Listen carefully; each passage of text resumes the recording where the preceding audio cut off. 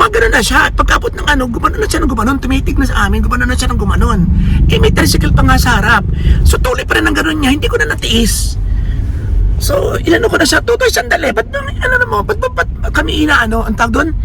Ba't baka pinapa-forward yung may tricycle? Saan ba nabubungkay namin yun? Para lang magkaroon ng sabay sa unahan. Ganyan. Ay, alam na yata tayo. Baka po. Ay, tutoy, may event kayo? Ay, gamit na lang pool. Eh, pinapili natin si Jello ng ating mantika para kahit papaano nakakain tayo ng mga keme-keme. Ay di ano, at least less ng kaunti pag meron tayo mga ganitong mantika. Ayan.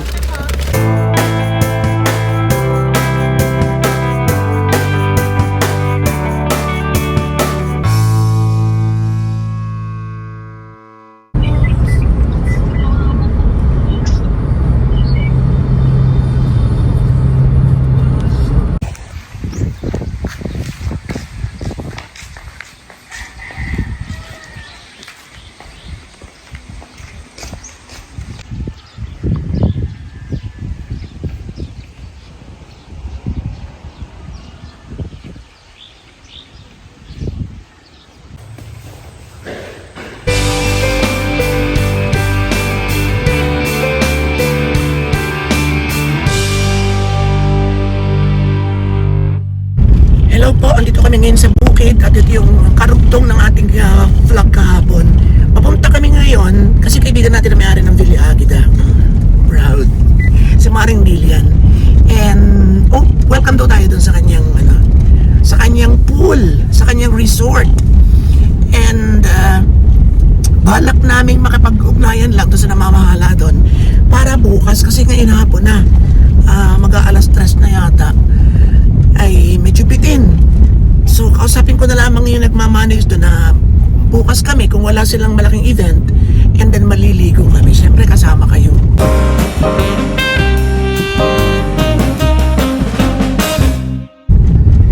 And kanina yun dumaan tayo ng simbahan at nag-release kasi medyo hindi man stress. Medyo napabunga nga tayo kanina sa gasolinahan. Naghanap kasi kami ng mas mura. So yung isang mas mura, pinuntahan namin. And then may nakita kong parang pulubi. Tinanong ko yung nakaupo yung dinat na namin na staff. So tumayo siya, tinanong ko, Tutoy, yung kayo kakoy pulubi. Kasi siyempre gusto kong abutan ng kahit konti. Hindi na imig, parang parang may idang ulo.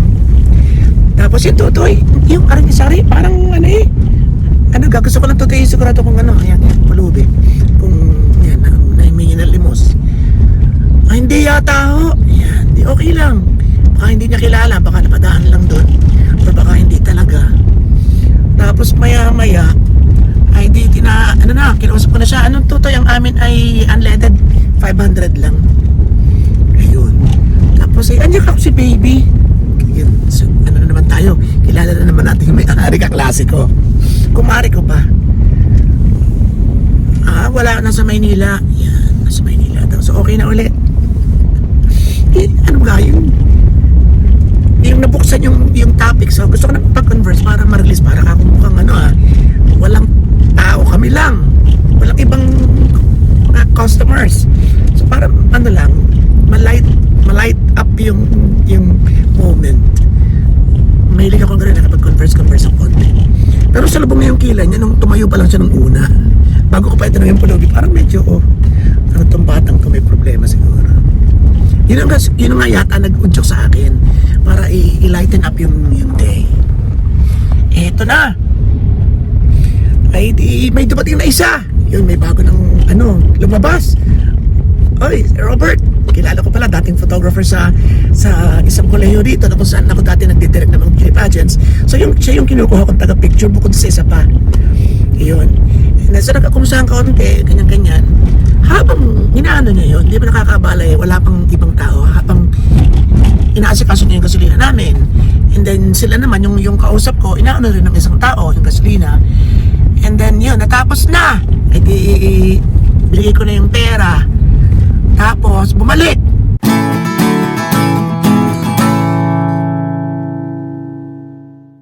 Okay, tumigil kami at ako'y nagtanggal ng files, nag-full storage. Tuloy natin ang kwento natin, nasa na tayo?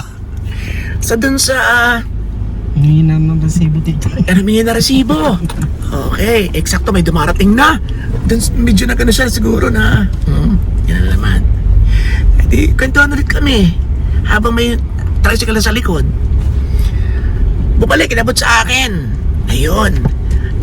Eksakto naman may tricycle dito. Gumagano na siya. Pagkapot ng gumano na siya ng gumanon. Tumitig na sa amin, gumano na siya ng gumanon. May tricycle pa nga sa harap. So, tuloy pa rin ang gano'n niya. Hindi ko na natiis. So, inano ko na siya, Tutoy, sandali. Ba't kami ang tawag doon?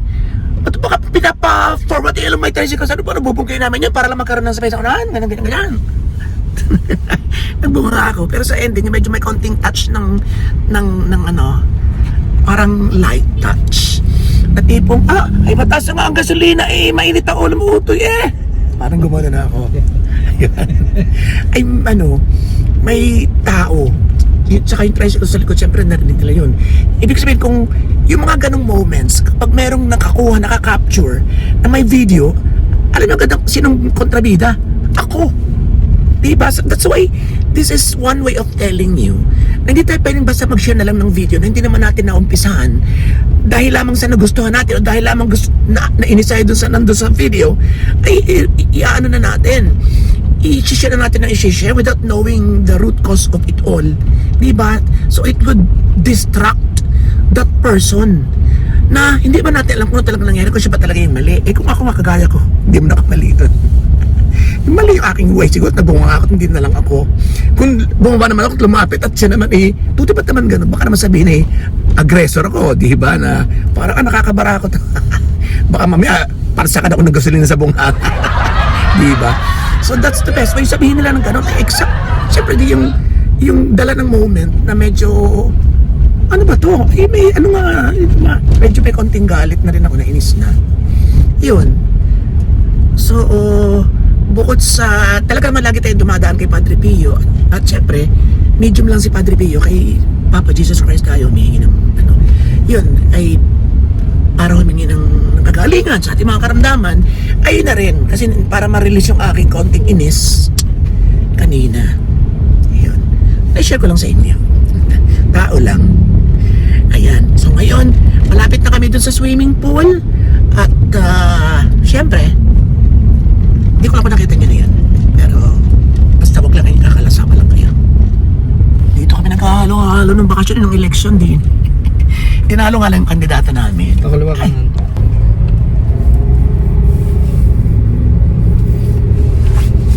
Kasama natin si Jello. Okay, Pwede. natatago yung isa. Ito yung kanyang pinsan baga? Pamangkin ko po. Pamangkin mo baga? Opo, Anak ng? Ang kapatid. Anak pala ito ng kapatid ni Jello. Taga Pinamalayan po. So hello po sa mga taga Pinamalayan. At Papatangas Opo, mamaya. Papatangas siya mamayang hapon. Ayan.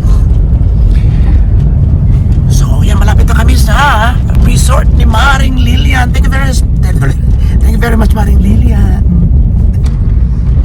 Yan po tayo mga kaibigan. Ayun, butot may gasolinahan. Whatever happens, meron tayong 1992. 99. Ay imagine ay kami nagpagasolina ng 500. Ay nung nasa bayan pa lang kami, na lang yan 1 bar na rin lang.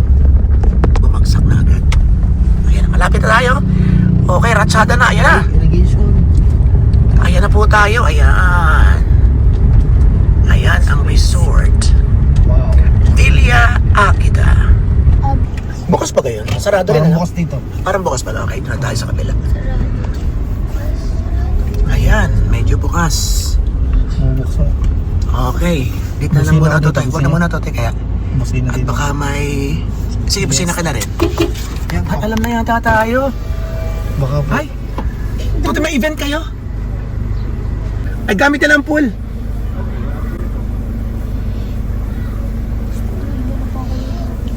Ay, hindi siguro na itanong nila kung may tao. Sabagay, hindi pa naman kami ngayon. Pinasilip lang ako ha. Dali.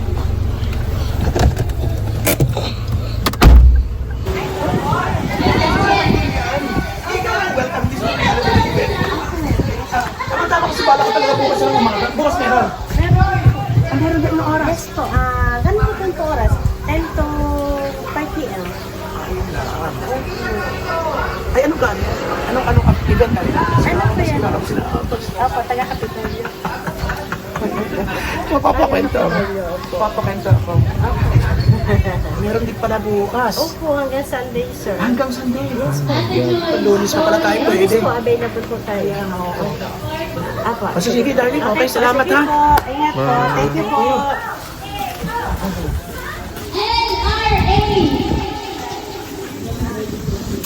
Yung mga games yata. No? Okay, so hindi available ngayon. Tamang-tama naman at parang gusto ko lang sana mag-vlog doon ng kaunti sa poolside ng pang Facebook at hindi pa ako ready for yung pangmalakasan sa YouTube. So gusto ko sana bukas pero hindi rin pwede kaya Monday tayo. Yun. So change activity bukas. At baka maituloy yung pangingisda. So maghihiram kami ng baka sakali may mahiraman ng fishing rod. Ngayon maghanap kami ng halo-halo. Siyempre pag ganitong summer, initan. Halo-halo, pinaka the best na banata natin. Maghanap kami sa banda rito.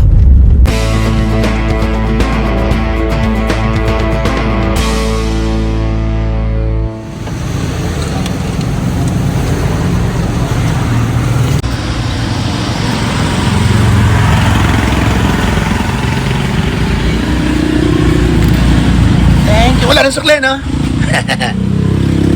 Yes! Yayaman na tayo!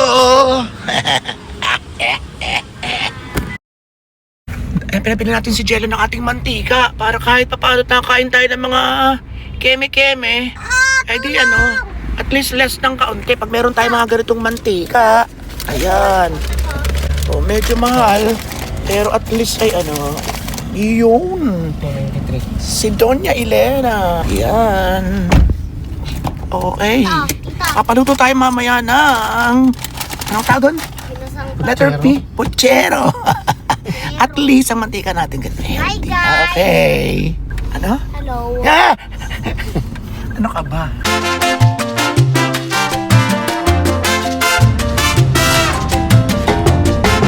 Okay, bili ko lang sila din yung mga bata ng drinks. Ikaw, Jello? Hindi na po. Okay. Init. Nakapili na kayo? Anong kinuha? Ako dito kanin. Diyos ko, pasikat ka ng ng ube, ng Kanin. dito. Ano ba sa akin? Hinahanap ko. Ari, delight to.